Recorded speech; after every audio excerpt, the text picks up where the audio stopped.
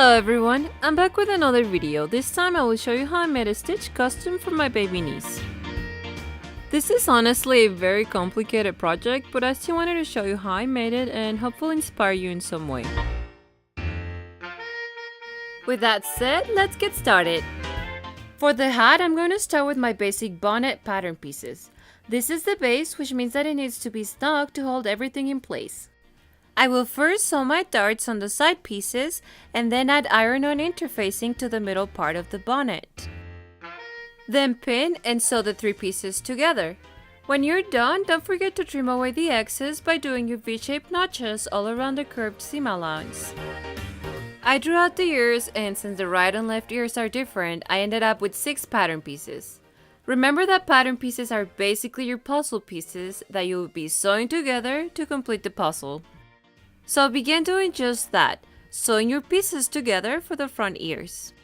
Once you have the front ears ready, put them right sides together to the back ears and sew around. Then clip away the excess and flip them right side out. You can then press the ears with your iron and then do a top stitch all around the edge. This will give them a nicer finish. Since I want the ears to keep their shape, but at the same time have them be able to bend, I'm going to be putting pipe cleaners around the edge. For this, I doubled the pipe cleaners and twisted the ends together to have a longer strand. Then I shaped it around my ear, put it in, and sewed around it to encase the pipe cleaners in place. For this part, I used my zipper foot to be able to get closer to the pipe cleaner so that it never moves out of place.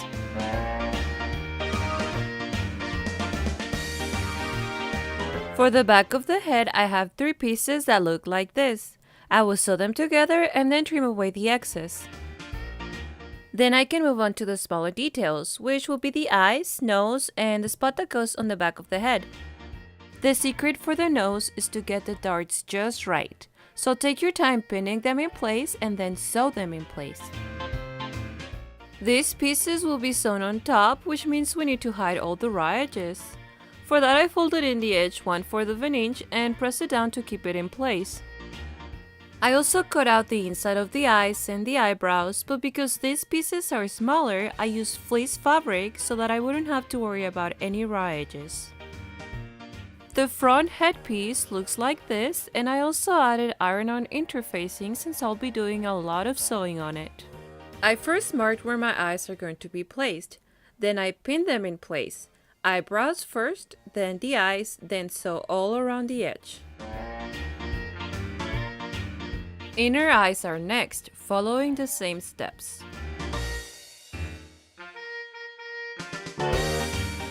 For the nose, we will follow the same steps, but leaving a small opening so we can put the filling in.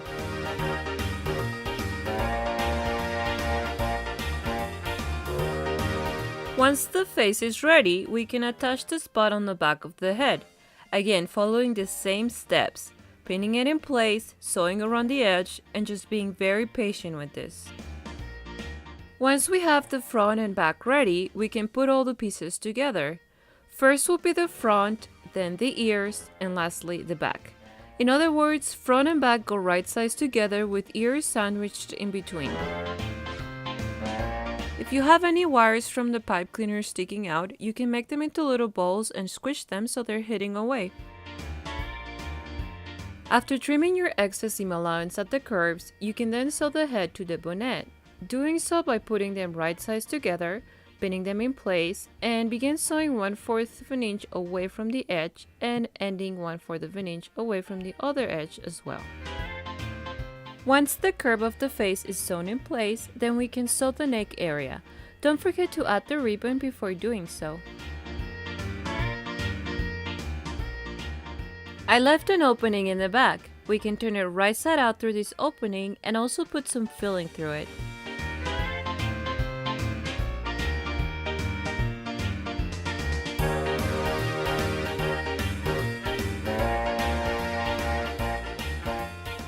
We only need a little bit of filling to keep the round shape of the head, and then we can sew that opening closed.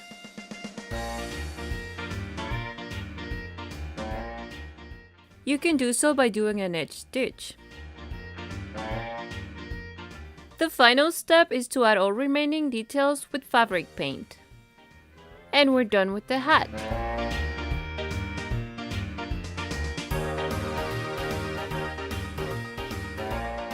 These are my pattern pieces for the bodice.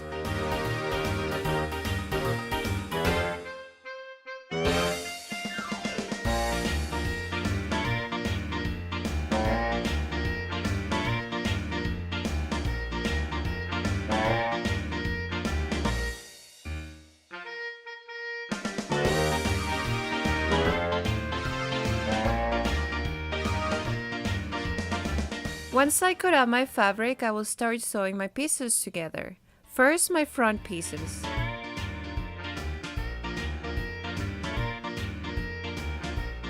Then my back pieces. Don't forget to trim the excess seam allowance on all of your curves. And just keep sewing all the puzzle pieces in place. Right sides together, pinning them and sewing them together.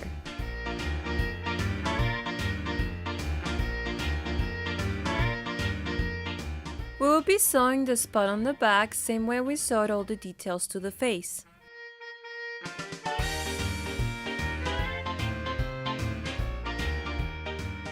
Once we have those ready, we can put them right sides together and sew them together at the sides.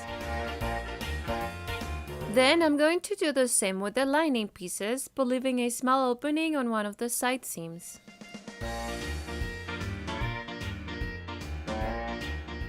Now put the two pieces together, right sides together, and sew all around the top edge. I'll be putting elastic starting at the neck and going all around the back, but the ends of the elastic will be sewn only to the lining.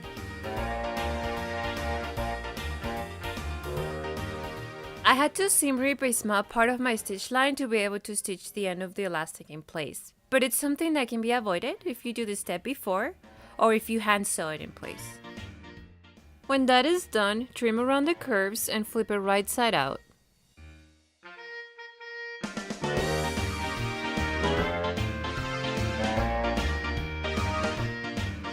Next, we have to encase the elastic so that it stays in place. For that, I need to sew a line half an inch away from the edge, starting and ending just above the point where we attached our elastic first. Now we can move on to the bottom. First thing is to sew the bottom front, and before doing that, make sure to pin the two elastics in place 1/4 away from the edge so that everything gets sewn together. Flip it right side out and walk the elastic along the lining. Then sew the other end of the elastic to that lining on your notch mark. Now the tricky part. To sew the rest together, I have to do it in separate parts. So fold the edges in first, and while you hold them, turn them right side in. This is to make sure you're keeping them right sides together the way they're supposed to go. Now pin them in place and sew along as far down as the bulk of the fabric allows you. Then do the same for the other side, keeping it right sides together and sewing as far down as possible. Now we will do the same with the booty, folding the edges in, turning it right side in while holding it, and then aligning all your notches, pinning, and sewing together, again as far down as you can get. On one side, I was able to reach my previous stitch line, which is great because that means I will only have one opening to worry about instead of two. Once we have sewn them together and trimmed the curves, we can then turn it right side out through our opening. Then we can hand stitch the opening close. Next, we have to enclose the elastic, the same as we did for the top part. You can use some pins to help you keep the elastic in place and then do a straight stitch half an inch from the edge. Once we have our onesie ready, it's time to attach the snaps in place.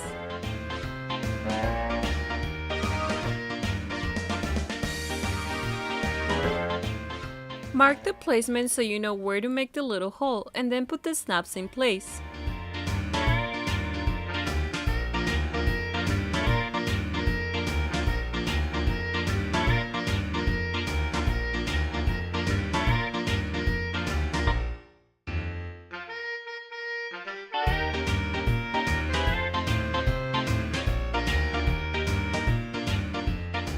Once I attached all of my snaps, then I went back and put some filling in the tail through that opening I left on the side seam.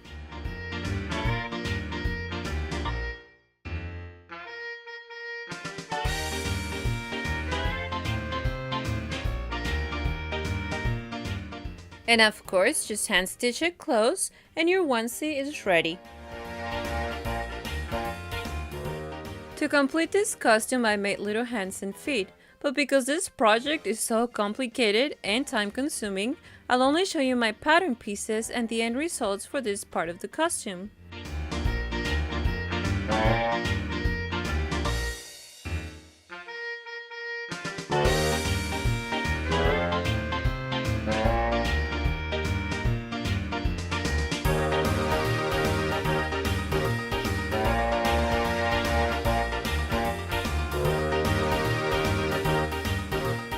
Like I said before, I just hope I can inspire you in some way. The process isn't always fun, you have to put in a lot of work, but the end result is very satisfying.